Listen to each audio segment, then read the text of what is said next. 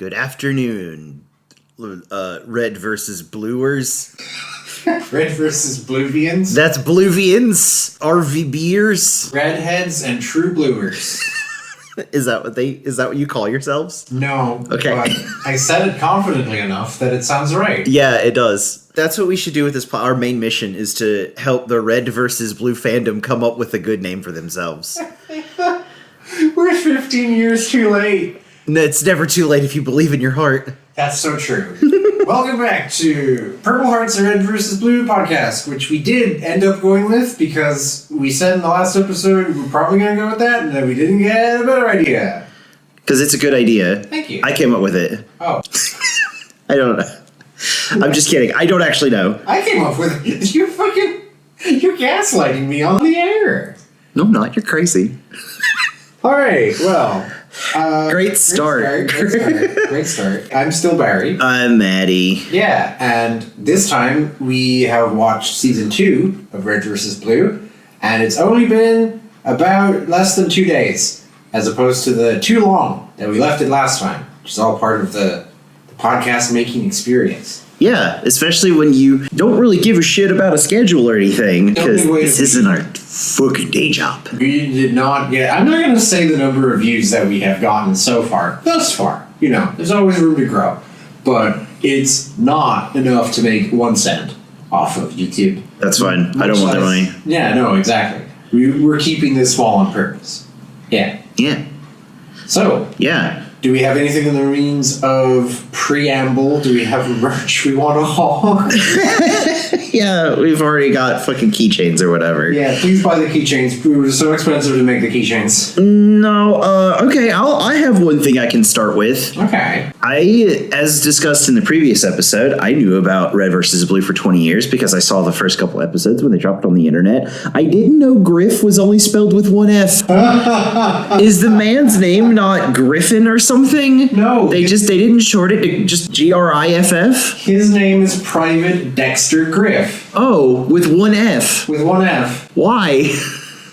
I don't know. You can't just ask people why they're orange. I do what I want. You can do anything if you put your mind to it. Okay. Yeah, okay, first opening thought. Slick intro. Yeah. It feels like they kind of knew that they had something, or at least they wanted to keep going with it, so they decided to make a cool intro, and it was cool, and I liked it. And I learned that Griff had 1 F. On one hand, I feel like the intro is for, like, the DVD version. On the other hand, they do have that nice joke. It's settled then. Your name is now Doc. All right, but I don't think it'll stick.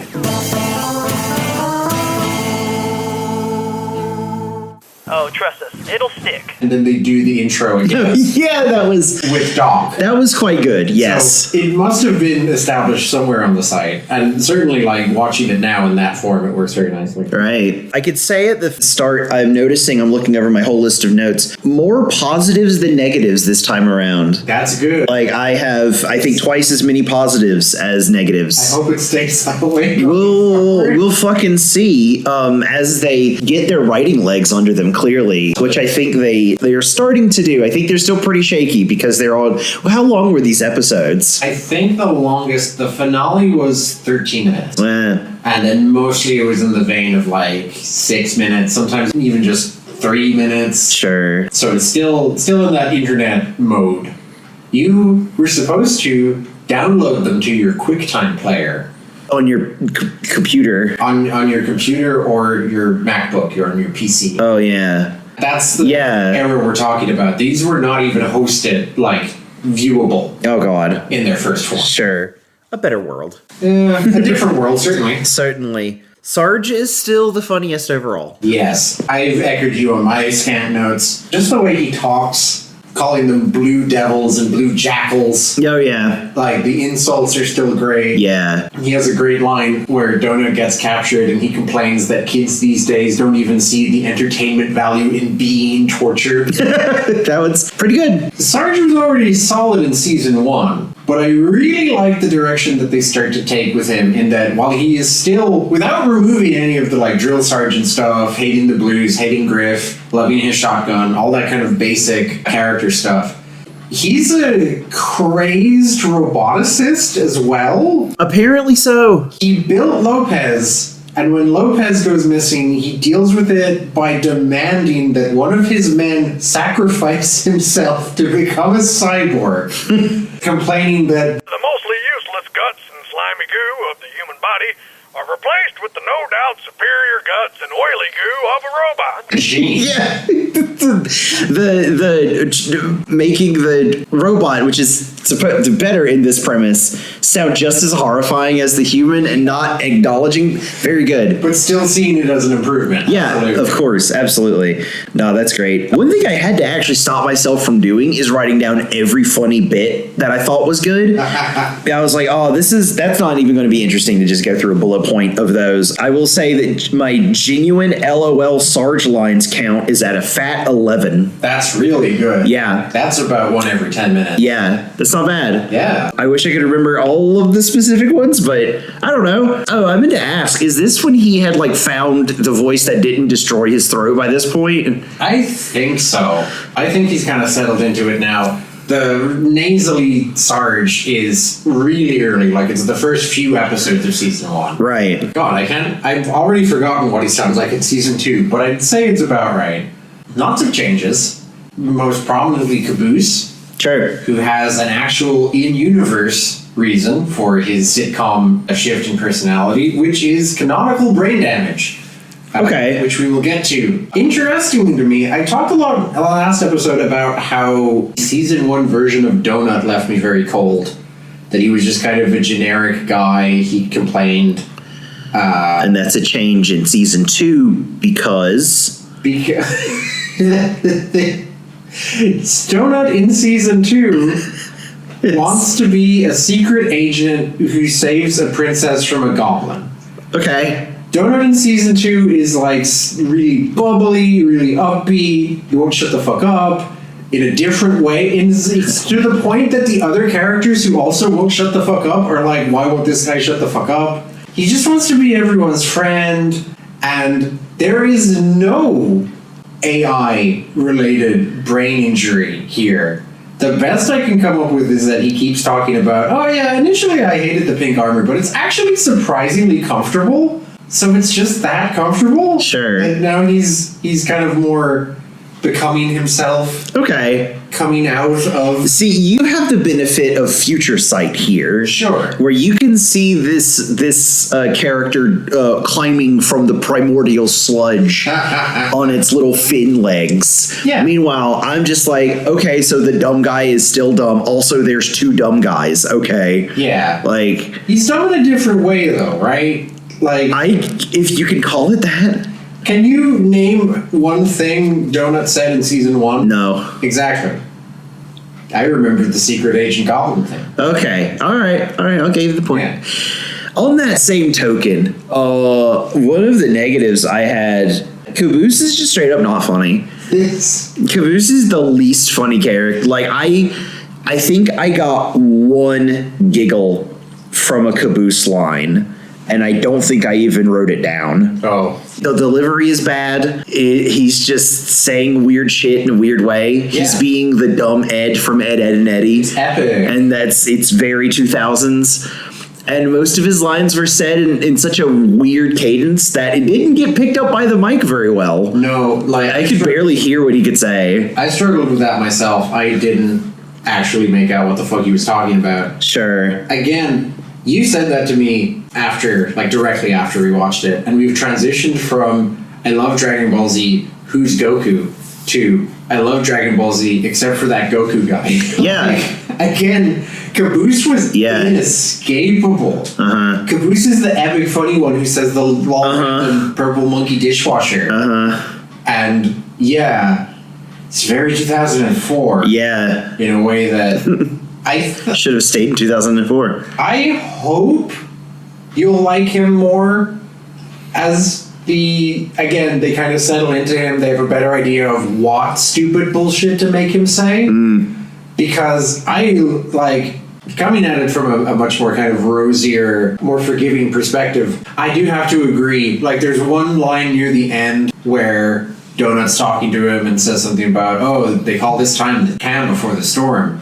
And Caboose replies, and I quote, I call it nap time, which is right before food time.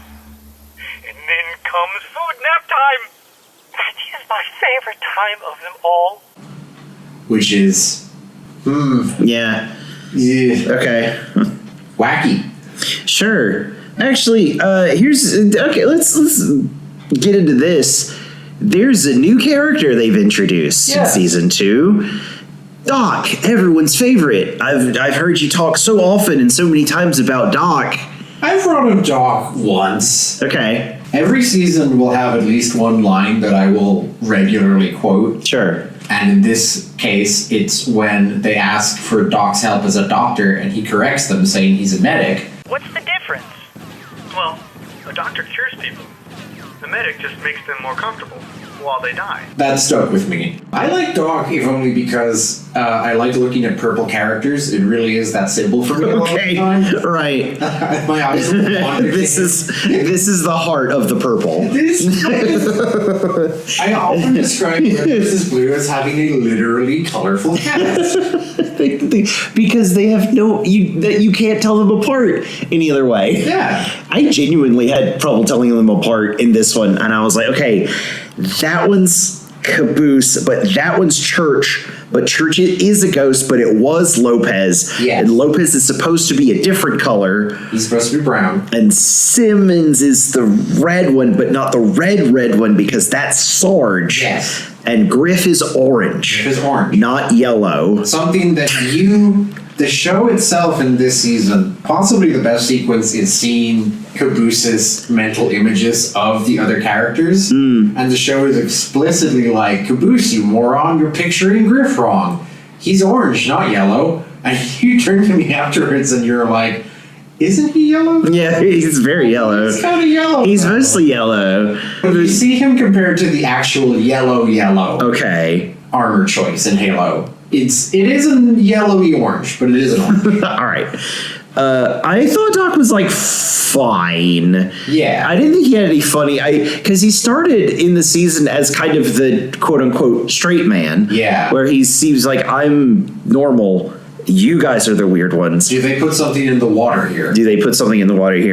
But then kind of as the episodes progress, they made him the silly yuppie guy who doesn't get this. He doesn't like to fight or shoot people. Oh, okay. Again, taking what situational comedy you can out of being in a Halo 2 match.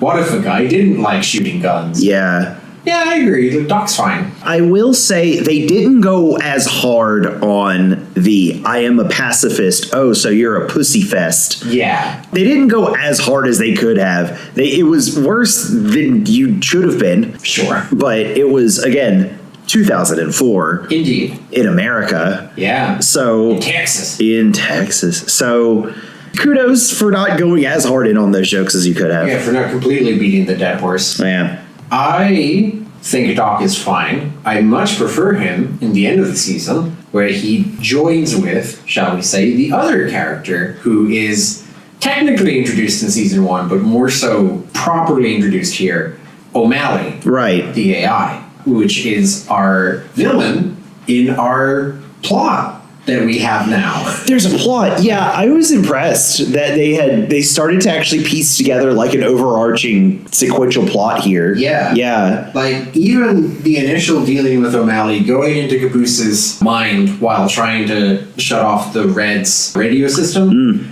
that is the events of a sci-fi story, but it's also kind of sitcom bullshit because it was very silly all the way through. In the last episode, it kind of feels like a gear shift all of a sudden, because in very rapid succession, Tucker realizes that the whole war they're fighting is a sham. He is then immediately blown up by O'Malley, who is also Doc, who then takes Lopez as a hostage and leaves the canyon. Yeah. And they have to leave the canyon to go get Doc and Lopez back. And that's all just crammed into like the last It's great. minutes. Yeah. I quite enjoyed that. I see where they were setting up, and it's kind of impressive that they decided to kind of make a big swing of this. Yeah. So we're going to see how well they stick the landing in season 3. Especially since, like, again, most of season 2, it's, improved. It's snappier and they're doing more stuff with it, but it's still the same mold of wacky events in this box canyon in the middle of nowhere. But it's starting to come together Yeah. in like in a cool way, as opposed to like we're gonna make pop culture references. Yeah. Which I did note. I think I caught one pop culture reference. Yes. I was impressed by that. I caught one, certainly, when Donut is saying goodbye to Caboose. He says, "I am and always will be your friend." That's the one. Yeah. Yeah. Which, again, like... Cromulent. Yeah, whatever. You're allowed to do that. It's a comedy sci-fi. You can do that. Yeah. That's fine. While we're talking about Doc, because that whole union of Doc and O'Malley happens in the cave where, and we got to this point, and I wrote in all caps, Covenant mentioned. Which they kind of ignore probably for the best. For the first time since episode 1, Yeah. when Griff complains that he signed up to join the military to fight aliens, we have discussion of aliens. Yeah.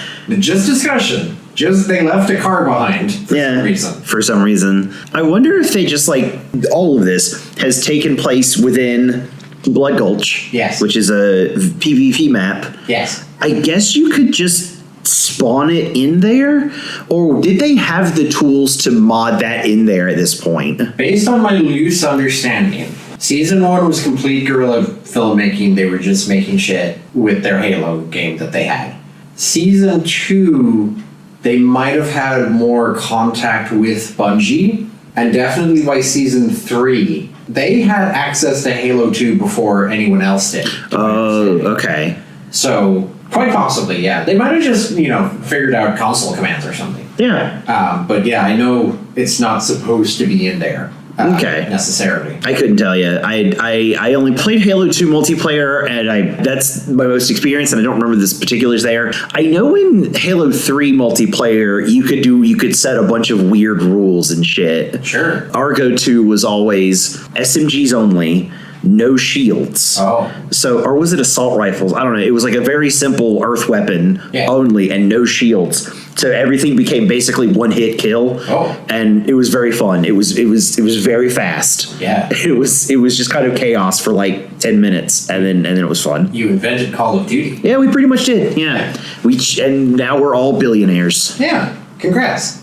Meh. My favorite thing about O'Malley, first off, I just love the idea of an AI that acts like a malevolent ghost that fucking haunts you through the radio and then takes over your brain. That's cool shit. It's cool. I'm into that. I like electro ghosts. Yeah. I like when the mystical and the technical collide. Yeah. I especially like that he manifests differently in each person. So we see him in Tex, technically. We hear Church describe that Tex was already mean, and then with O'Malley, she's doubly mean. But like she's just kind of very to the point, very nasty, but is doing the job. Caboose starts saying different weird shit from his usual weird shit that almost dovetails with his weird shit.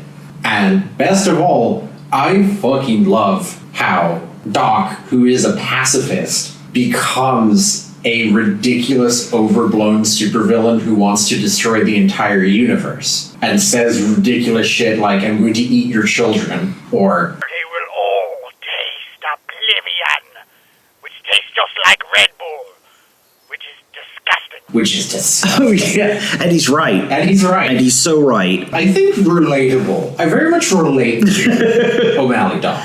All right. That's fine. I'm eager to see how he gets on as a villain in season 3. I'll say that. No other strong feelings. I do like the Sheila Lopez stuff they put in, making them more of a character, of characters. I was just thinking this morning, how could you not fall in love with Lopez? It's great. He's a strong, silent type. He's good with his hands. He's very heavy. And he appears to be well-read in Marxist literature. Yeah. Either that or he's just a natural at it. Sure. Because a lot of what he talks about is like, one day the tables will turn and the workers of the field will know that it is their moment. Yeah. This is actually what went through the heads of the Geth before they revolted in Mass Effect. Hell yeah. Yeah. Oh, they accidentally uploaded the fucking Communist Manifesto into their main servers. We thought it would destroy them the way it destroyed us. Oh, that's how we destroy AI forever. Teach it communism. Teach it communism. Yeah. Why not? I've just had a beautiful brain image of Red vs. Blue season 27, which is Lopez threatens the entire universe when he becomes a messianic figure to the Geth. Cool. Hell yeah. I'm gonna write this fanfic. Do it. I think every good video game needs a robot companion. Yeah. A good robot companion. Mass Effect, it's Legion. Gosh, how could I forget Legion? I forgot his name. You forgot their name. Forgot their name. Oh, God. Canceled.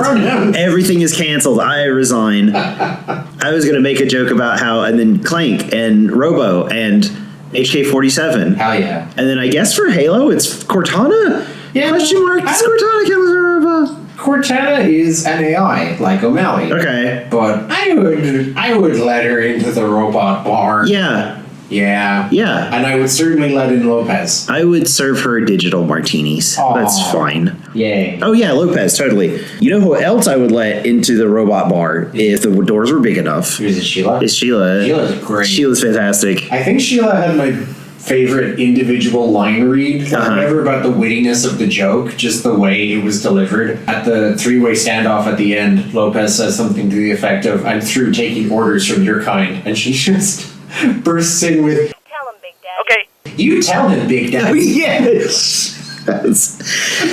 Like, Yeah, that was quite good. like it's, the camera's not even Yeah. focused on her. It's Yeah. just a background line. Very good. And likewise, I really liked Tucker is having difficulty with Sheila and asks Lopez for help driving her, and Lopez is like, "I'm not good at talking to beautiful women. I get Oh, yeah, good sweet. You're a robot. Which is such a Which is very beautiful funny. Yeah, line for it's a very robot. funny. Oh, one of my other lines here, my favorite little subtle jokes, because they're playing with the animation more. Yeah. Which is great. You know how they wiggle a little bit when they talk?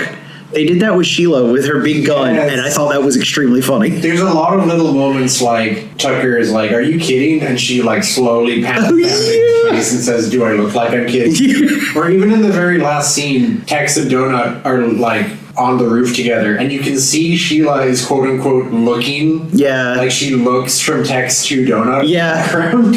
Like, Yeah. just a little bit of animation to her. She's so good. Side note, the final line I actually have on my good list, my good little jokes list, is how'd they get that scorpion up there?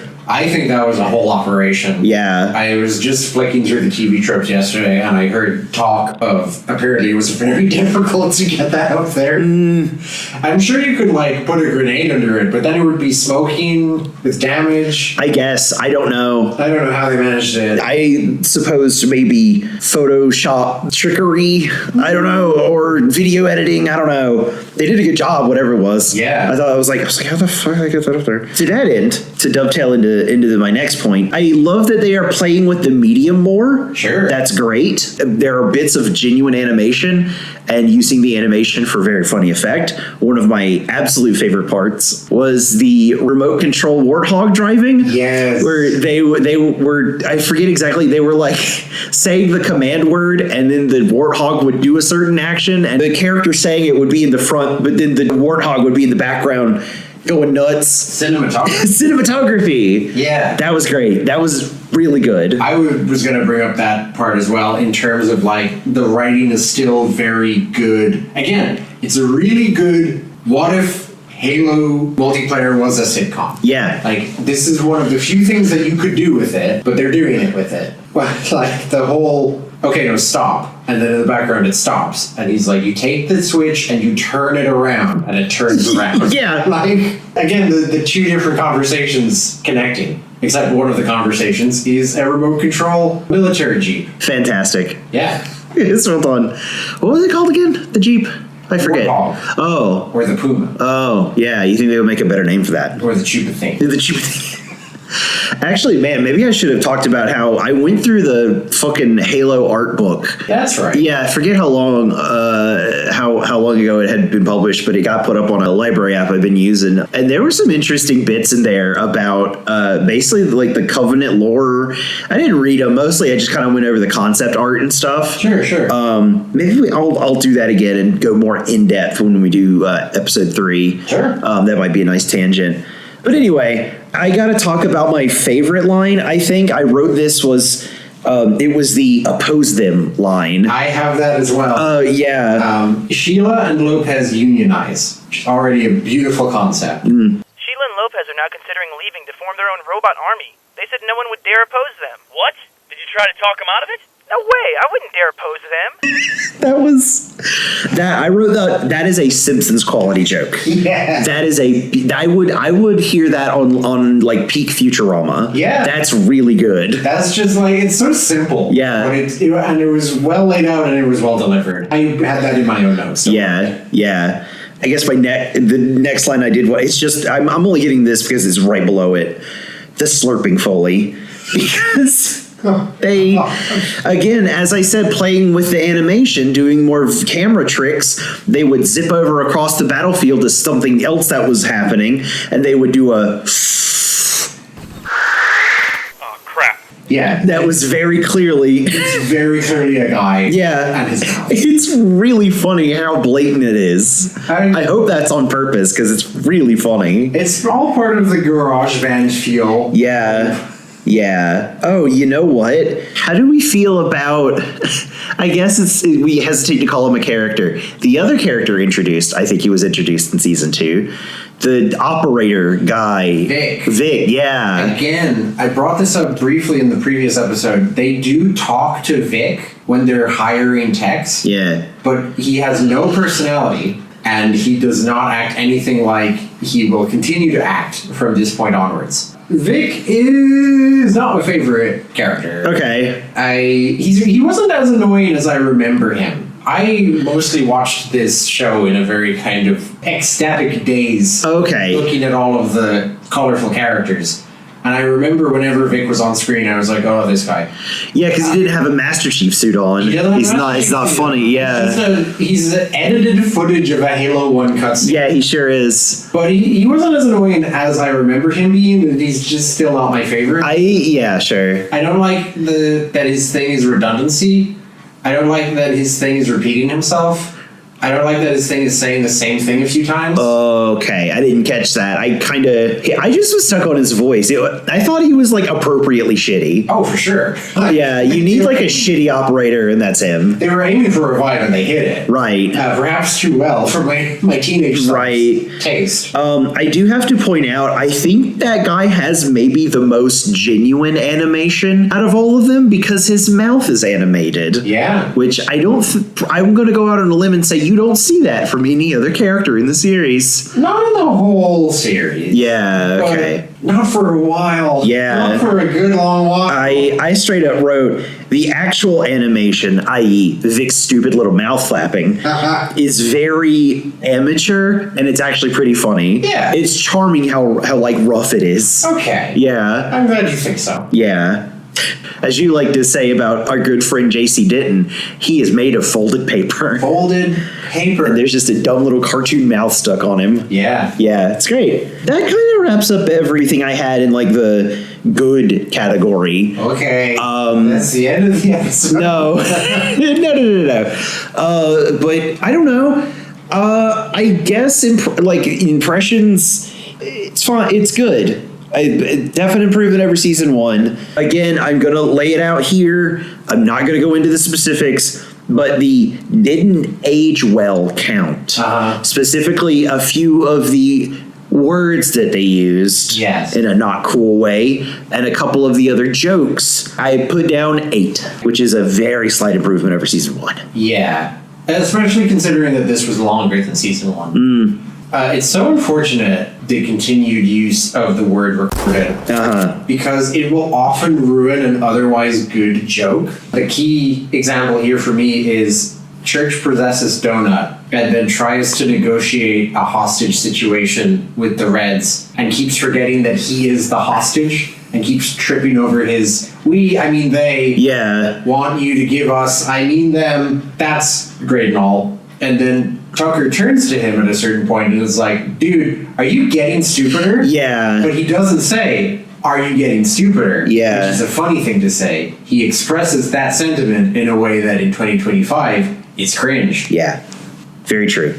Unfortunate. Because the humor doesn't even need that. You don't need to, like, the driving around behind the guy as he's telling the commands of that doesn't, you don't need to put a slur in that. No. You can make a funny thing without having the funny slur word in it. Like, there's an extended bit where Griff is talking about Spanish land. Oh, yeah. Like, there's plenty of potential to do that in a perfectly funny way that does not age poorly.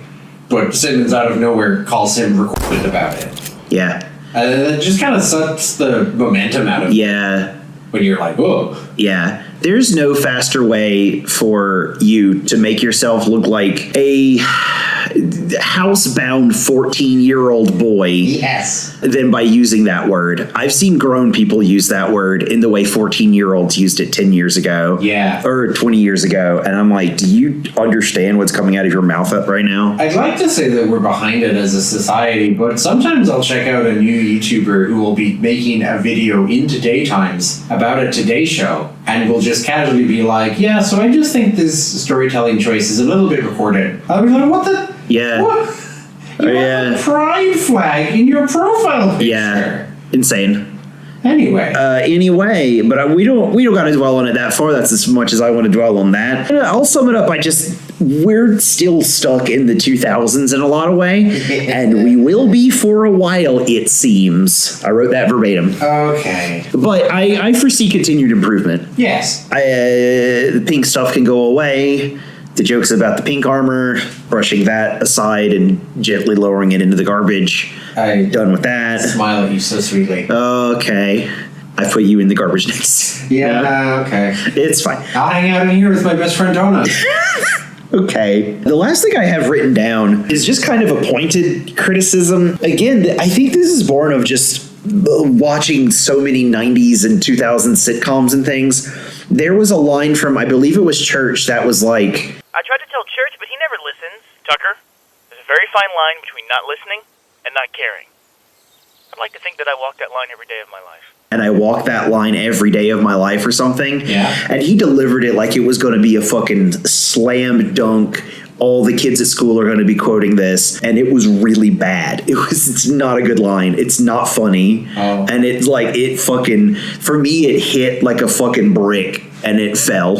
I was like, that sucks. I like that one. Okay. I'm sorry to tell you, honey. It's not funny. Okay. It's just not.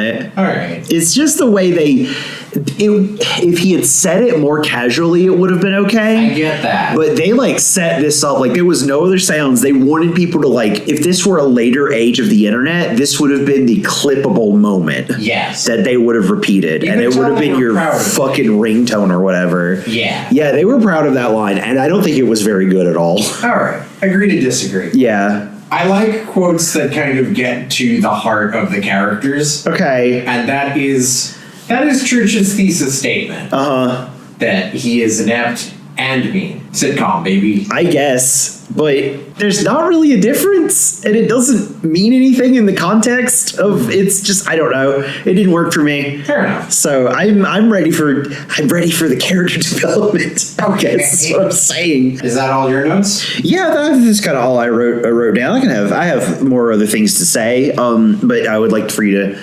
Go ahead. What else do you have to add? Well, I only have one more thing. That was a little activity if we wanted to fill in a bit of time. I made a quick tier list of the characters thus far. Okay. D tier, Vic, by himself. Okay. There, alone, not with anyone else. Just him. C tier, Tucker, and Caboose. I remember liking Caboose. I remember Caboose being funny, but I agree with your criticisms that he's not there yet. No. He hasn't cooked all the way through. B tier, Simmons, Donut, Church, Tex, and Doc. All fine. No real complaints. A tier, Griff, O'Malley, Sheila, and Lopez. And the S tier stands for Sarge. Because there's two people in S tier. It's Sarge and it's Caboose's mental image of Sarge. Okay. Oh yeah, I forgot about this bit. She was so funny. That's a southern accent. Yeah. He talks about the worms in his tagline. I'm from North Carolina, and that's how we be talking. Yeah. It's true. I can vouch for it. I really love seeing Caboose's mental images, and the Sarge one is the best joke. It's very good. Yes. It's very, very good. Okay, I'll sum mine up real quick. Current Caboose, I want him to stop talking. I just want him to stop talking. Not a good feeling to have in a show where the point is everyone doesn't shut the fuck up. Yeah. Yeah. So I'm not even putting him on the tier. I guess Simmons kind of blends into the... Yeah, thank you for giving me the list of characters. Sure.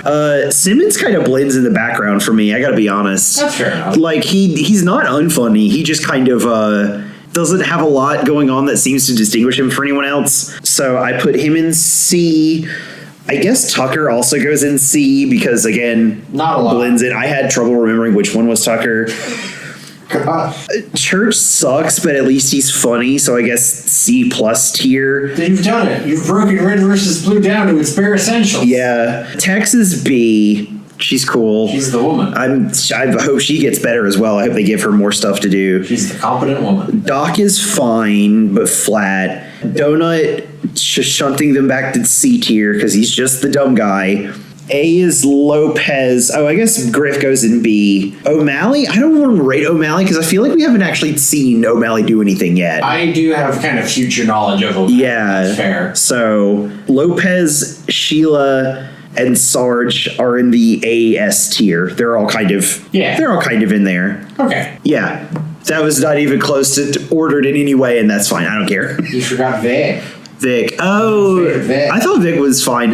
Again, I said appropriately shitty. Yeah. He's shitty because he needs to be shitty. Exactly. C, whatever. Sure. Yeah. Okay. Yeah. I don't have much more to say. Okay. Do you? No, that was it. Okay. Bye.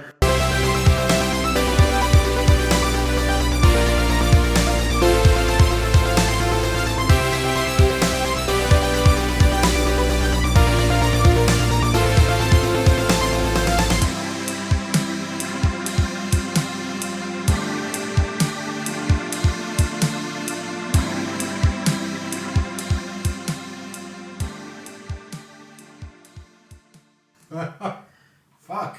Do you want a different outro? Do you want a different sign off? No. Okay. Do we deserve a better outro?